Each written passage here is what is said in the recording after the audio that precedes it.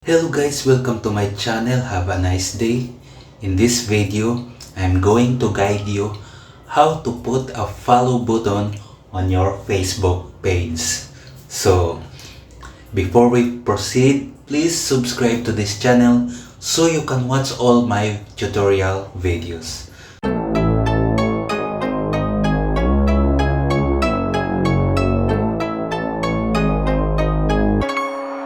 So, let us begin to our tutorial.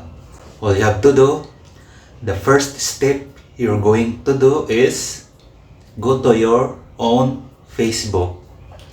Then, to know what is your Facebook looks like, you have to go to your Facebook profile. Then, you can see the three dots on the right side. Please click that. After that, if you want to see your Facebook, what does it look like, you have to click View Us.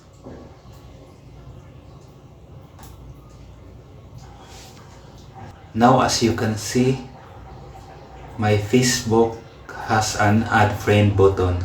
All we have to do is we have to replace that with the follow button. So to do that is, let's go back to our Facebook menu.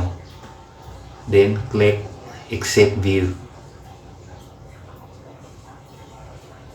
Go back to your Facebook.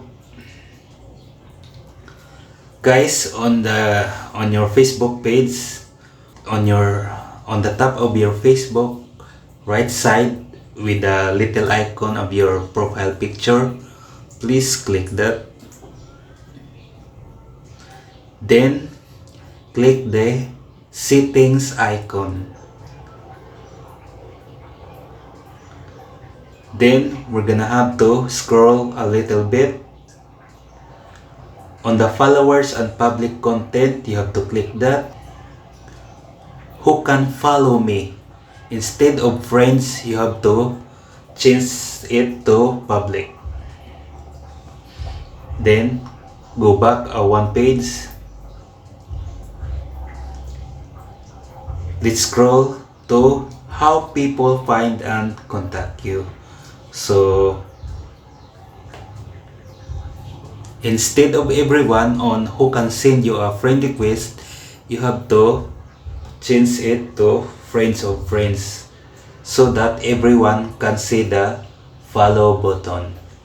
Then after that, guys, let's go back to our Facebook page.